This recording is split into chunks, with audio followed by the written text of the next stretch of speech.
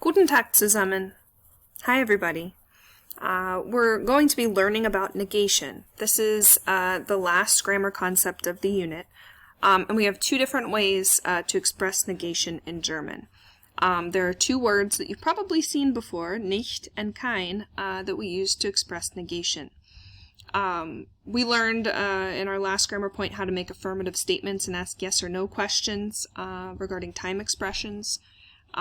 We are now moving on to expressing negation. So now we can answer, instead of affirmatively, answering negatively. And so one of the ways that we can do this is by using the word nicht, which means not. We use nicht in conjunction with verbs and adjectives. We place nicht in a statement or a question after the subject, conjugated verb, direct object, and definite time expressions, but before any other sentence elements.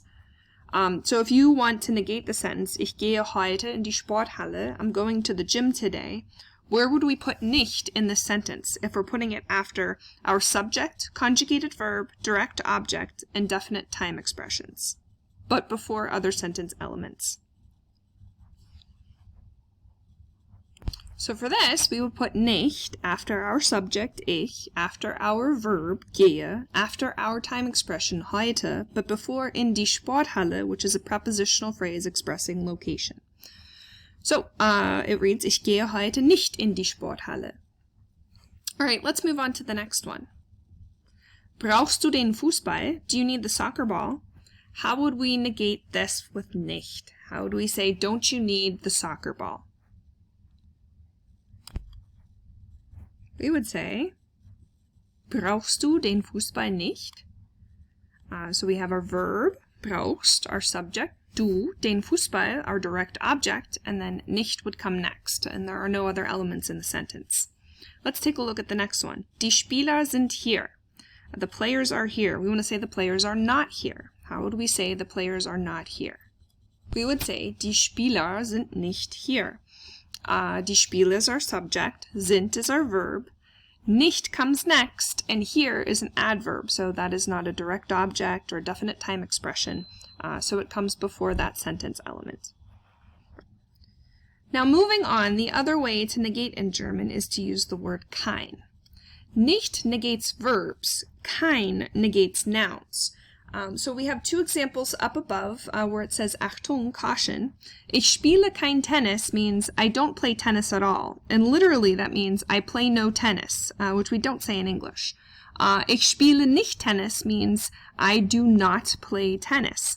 But in German really that means I'm not playing tennis at this moment. So depending upon whether you negate your noun or you negate your verb, it can mean two totally different things. Most of the time in German, Germans like to negate the noun before they negate the verb. So if there's a noun that's present in your sentence, most likely you'll be using kein and negating the noun. If there is no noun in your sentence, then you'll negate the verb or the adjective or adverb with nicht. Down below we have spielen Sie Tennis, and we want to say, no, we don't play tennis. Now, in English, we say do not, and we don't say no, we say not. Which is nicht in German. But a German doesn't say it the same way that we say it in English. They say, no, we play no tennis, is how they would say this in German. Now, kein is similar to our ein words. It takes the same endings that our ein words take. So if we know how to fill out this chart that's down below here for our ein words, we'll know the endings that go on to kein as well. So let's see if we can figure this out for our ein words first. Nominative masculine is ein. And in the accusative form, our masculine ein word turns to einen. How about your feminine nominative and accusative? They are both eine. Now for neuter, how do we say a for neuter nominative and accusative? Ein. How about the plural, nominative and accusative? We see this on our charts and we know that if we're saying, like, for example, my, we can't have an a plural, like a apples, but you could say, like, my apples or my students. How would you say that with mine? That's meine for both the nominative and the accusative. So if we look at this chart, we recognize that the only one that changes from the nominative to the accusative is the masculine. The masculine form changes from ein to einen. If we put a K in front of all of these, and for the plural form we change that M to a K, we get the same forms that kein would use in each of these instances. So let's do that now. Put a K in front of all of these. So there are the forms used with kein before masculine, feminine, neuter, and plural nouns in both the nominative and accusative cases. So let's try examples up above now that we know this. Spielen Sie Tennis? No, we play no tennis is what we would say in German. To have it translate as no, we don't play tennis. How would we say this in German? Here's a hint. Tennis is neuter. So if tennis is neuter, how would we say this in German? Nein, wir spielen kein Tennis. So it really didn't matter whether we had the nominative or accusative case here because it looked the same, but it is good to know what all of the components of our sentence, what cases they're in. So if we look at wir, that's our subject, we're playing. What's being played, or not played, is tennis. That's our direct object. Okay, direct objects are accusative, and so we're looking right here at this form to know what form of kein to use. Nein, wir spielen kein Tennis. Hat ein Hobby? How would we negate that with kein? So no, he has no hobbies, or no, he doesn't have any hobbies is how we would say that in English.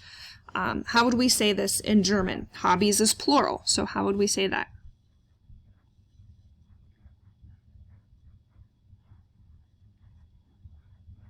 So this would be, nein, hat keine Hobbys. Notice that hobbies in the plural just takes an S. It's not spelled the same as it is in English with IES at the end. And we know that hobbies is our direct object here. Is the subject. He has. What's being verbed, what's being had is our direct object accusative. And again, it really doesn't matter because they look both the same in the plural form here, your nominative and accusative. But if we happen to come across a masculine one, it would look different. All right, let's move on to the next page. So on the next page here, we have Hast du einen Fußball? Do you have a soccer ball?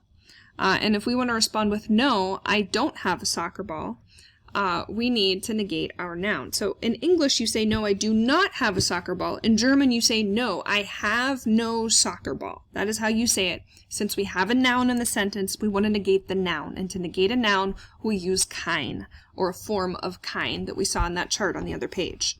So how would we say no, I have no soccer ball? Nein, ich habe keinen Fußball. Okay, Fußball is masculine. So this is our direct object accusative. I am the subject, the ball is being had, so that's our direct object accusative. That is why it has an en ending on it. All right, the next one. Ist das ein Stadion? Is that a stadium? In English we would say no, that's not a stadium. But in German you would say no, that is no stadium. So how would we say this in German? Stadium is neuter. Nein, das ist kein Stadion. All right, how about, sind das Basketballspieler? Are those guys basketball players? And we want to say no, those aren't basketball players. So how would we say those are no basketball players in German, since we can negate our noun?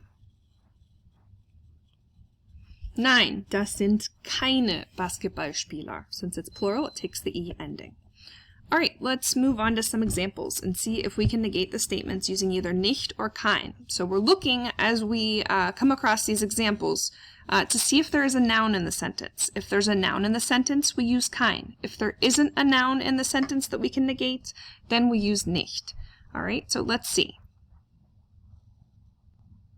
In the first sentence, we have du schläfst genug. You sleep enough. Is there a noun that we can negate in the sentence? You can't negate your subject there. So you cannot use kein in the sentence. You have to use nicht. So we can negate our verb. You do not sleep enough. Now, we also have to think about what we have in our sentence. We know that nicht will come after our subject, our verb, an object, and a time expression. So how would we say this in German? Du schläfst nicht genug. You do not sleep enough. All right, the next one. Wir kaufen das Auto. We look at the sentence. We look to see if there is a noun that we can negate. Is there a noun? Yes. So do we use nicht or kein if there's a noun? Gut. We use kein. So if we want to use kein to negate the sentence, how would we say that? We would say, wir kaufen kein Auto. All right, how about the third one? Ihr reist nächsten Sommer nach Amerika. Is there a noun to negate here? You guys travel next summer to America. No, so we are going to negate the verb.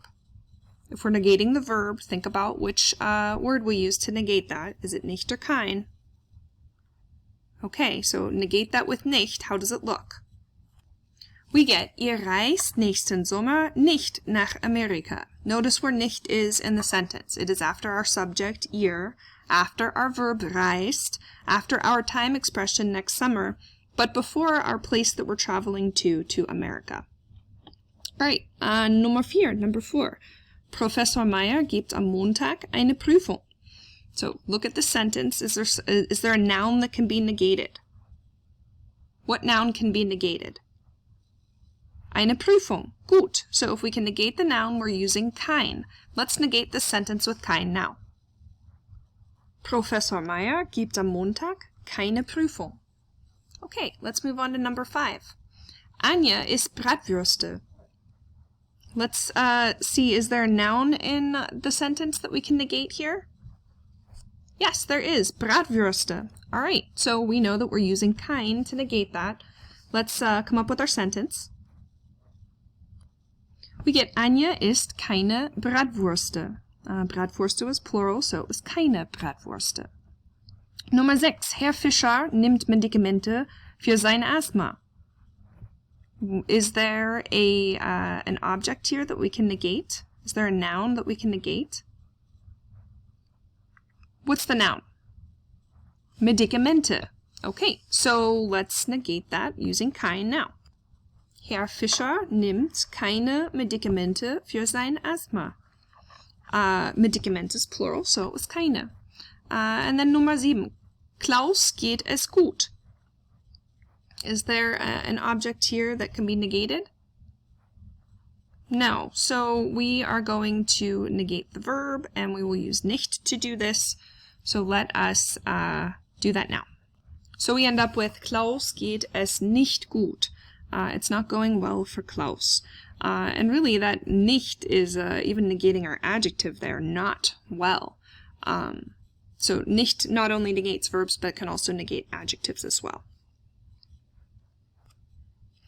This was our introduction to negation in German. Just a quick overview. We have 2 ways to negate a sentence in German. You can negate the verb or the adjective with nicht, or you can negate the noun with kein. And you have to look at what the gender and the function of the noun is in German when you're negating with kein, so that you can figure out the correct ending on it. And the difference between English and German is that Germans like to negate the nouns more frequently, or the objects more frequently than we do in English. So when in doubt, negate the noun. And if there is no noun or object to negate, then use nicht to negate the sentence. That's it. Bis später.